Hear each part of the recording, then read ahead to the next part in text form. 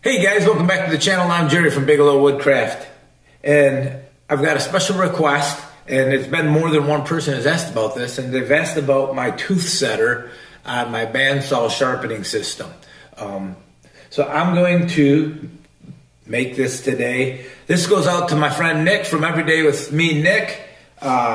Check his channel out. I'll leave a link below in the description. Really cool channel. He runs a Frontier OS-27 as well. He's over in the UK. Great guy and very similar channel, but he's got some tools that I don't possess. So that's just leave it at that. We'll check his channel out. So this is my tooth setter. So let me show you around here.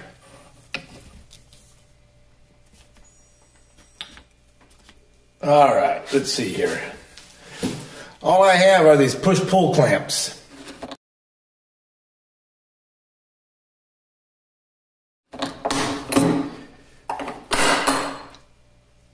I hope this is showing up. Right here. So I have these push-pull clamps. I just put longer handles on them so it's easier on my hands. I have this one here.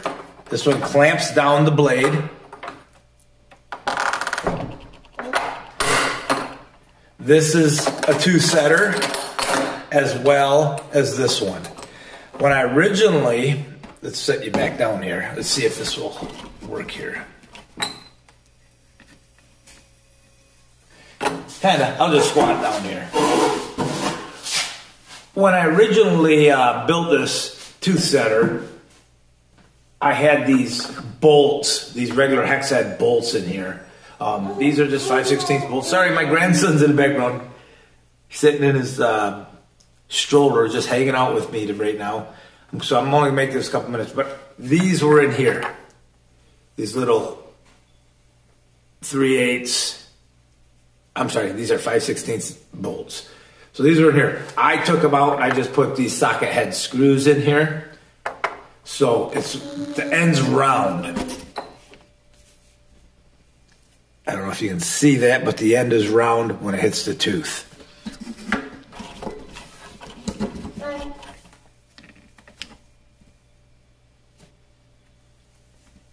Get you set back up here. All right, we're all set back up. So this handle, this is the indexing tool. So I'm only going to index 3 teeth at a time. Now this blade is already this blade has already been set. In fact, all my blades are in pretty decent shape. This is really dull, but I'll take you through the process of how I do it. I used to have dial calipers that had a magnetic base that would stick to these cover plates for outlets. That's all they were. I do have a problem with a little bit of flex, and I have an idea about that. I'm thinking about taking this whole section out of this board here and putting a steel plate in there, mounting these down, welding, or really attaching strongly with some good bolts this angle iron on this side. And what I have is I have 2 pieces of angle iron, as you can see here, and another piece on the back. The piece on the back, this slides back and forth. I don't know if you can see it. That clamps it. That opens it. Clamps, opens. So I'm going to index at 3 for you. 1, 2, 3. Push it forward. Clamp it. And my teeth now. Let's turn you around here so you can see.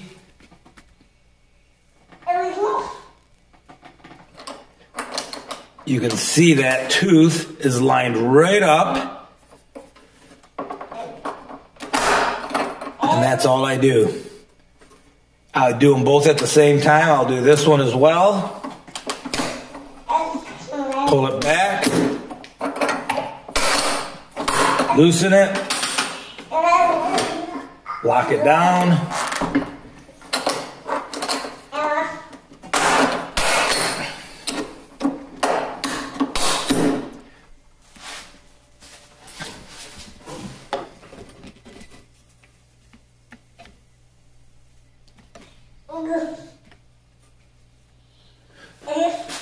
So guys, let me show you at speed how I do this.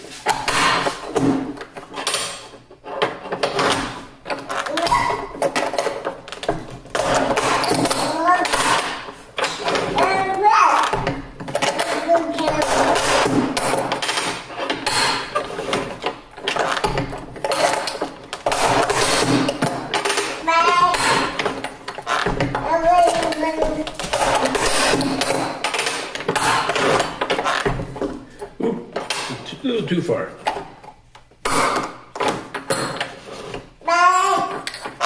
And you will see, you'll notice if it didn't line up right. You will notice when you take a look at your ends, your socket head bolts, socket head cap screws won't be hitting those properly. So, let's take a look and see how we did. So now, I just use these dial calipers. This is gonna, I don't know if you're gonna be able to see this. Your blade is 42 thousandths. So I'm looking for about 22 to 24 thousandths of set. So that puts me 64, 66. Like I said, this has already been set. So that tooth's out a little bit though. That tooth could be set. He's really getting after it right now. So let's see where we're at here. I didn't mark any of these teeth. Let's check one of the ones we just did. Now I don't know if you probably won't be able to see this. 62,000, 63,000. So that's pretty close.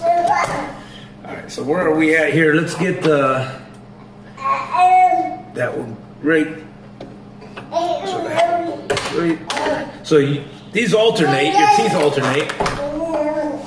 One goes this way, one goes this way, and then one straight up and down. So left, right, left, right, left, straight. Right, left, straight. Right, left, straight. So that's pushing this way. So again, you could let me lift my arm up so you can see. Let's see. Here we go. There's with steel, you have a little bit of memory, so you got to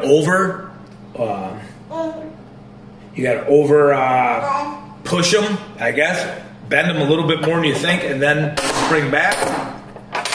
So let's check those that we just did. So we'll get a couple more here.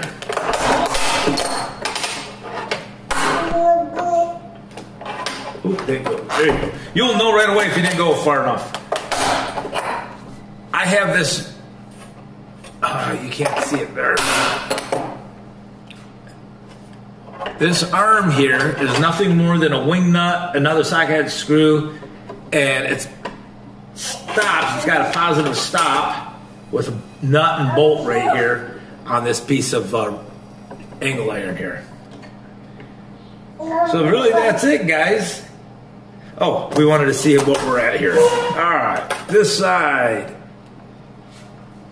We're at 68, so a little too far. Let's see what this one is. 68, 70. So we're a little more than I want to be. That should be the center. Let's check the other direction. 68. So that's my tooth setter, guys. Very simple design. Now, a couple things, like I said, I want to do. I'm going to take this plate off, make another winter project, put steel down here. That will keep some flex from happening because this board flexes a little bit. He's getting tired. And a couple things that be aware of if you build one of these. Your gullet should be pretty close. I'm just probably proud. Let's see how proud I am. My gullet obviously is getting lowered from, is down about, I'm sorry, my gullet's up about 30 thousandths above the angle iron. Now I have these little set screws, one on each side here. One here, can you see that? Let's see. Right here. I have these little screws. another cat, socket head screws with a nut and bolt and a jam nut so they can go up and down, and that keeps my blade all straight. Pretty simple design. Another thing I would like to do, this one push-pull clamp here, if you put a piece of steel on it, bolt it on it, and run 2 screws or socket head screws and push against this piece right here, so you have 2 points of pressure instead of 1. Because when I push, you'll see, if you can see this, when I push on this one, it pushes this just a little bit that direction. So I have to overcompensate when I use this push-pull clamp on this side. This side is pushing against the permanently fixed, bolted down. Now this side, obviously over here, this is the side that slides. These socket cap screws are in slots, and they'll go back and forth. Hopefully that helps you guys. Check it out. And we'll see you at the mill next time, or maybe even the bandsaw sharpener. So, have a great day. You gonna help me? Get a little older, you can help me start building these. Yeah. Can I have a kiss? No? This is my grandson. His name is Raylan James. He will be 1 year old October 29th. He's so interested in everything we have out here. I get him every Wednesday, guys. Here I am rambling again. Say hi, Raylan. Raylan, look at the camera. Right there. Shy today. Can I have a kiss? Mwah. You're the best. There's a smile. Yeah. What do you think? Go take a nap? Us old guys get tired, don't we? Alright, let's go on in.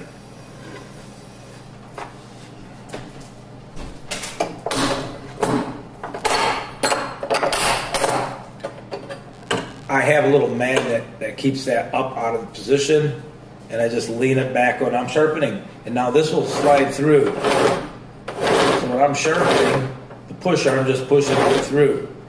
Every now and then I'll forget about it and I'll leave that clamp, and you can't push it. Urgh.